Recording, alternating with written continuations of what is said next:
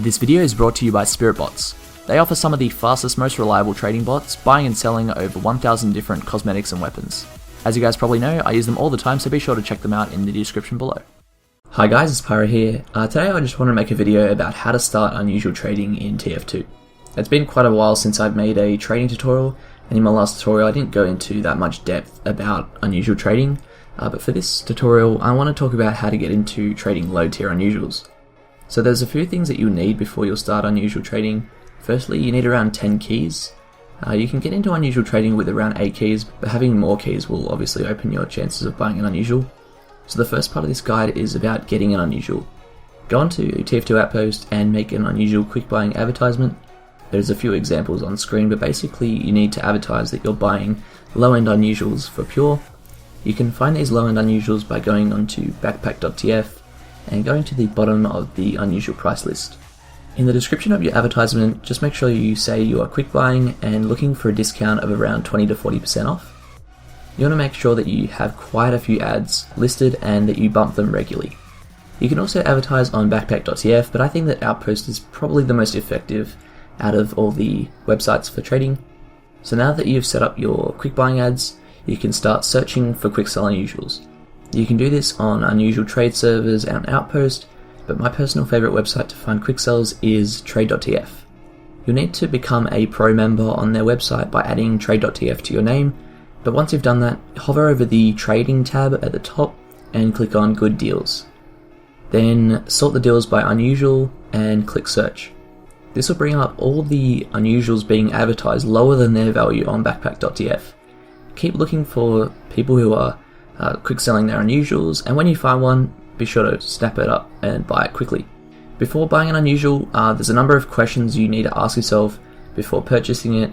The first one is it duped? Duped unusuals are often harder to sell and people don't usually want to have anything to do with it, so steer clear of unusuals that are duped. The next thing to check for is other sellers on Outpost and Backpack.tf. Keep in mind that the value of the unusual isn't always accurate on Backpack.tf. These prices are just guides. To find a more accurate price, look at what other people are selling it for. Say for example that you find someone quick selling their 10 key unusual for 8 keys and you go onto Outpost and see that there are about 3 people selling it for 10 keys.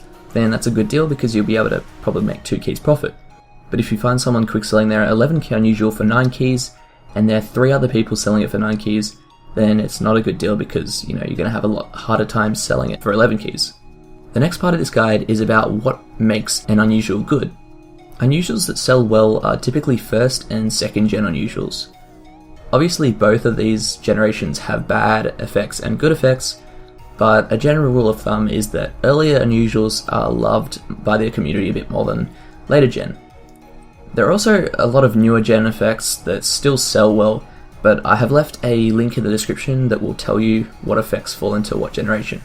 Keep this in mind when buying a quick sell unusual. Buying an unusual with a nice effect will mean that you'll have a much better time selling it. So once you buy a nice quick sell unusual, you'll need to sell it. There are a few things that you can do in order to make it easier to sell. Firstly, make sure that you have it advertised on a number of sites. Another thing that you should try is to highlight some of the positives of the hat. For example, if it has a short history or is a certain level, if it is 1 of 1 or something like that, make sure that the potential buyer knows that. This might mean that someone buys your unusual over someone else's.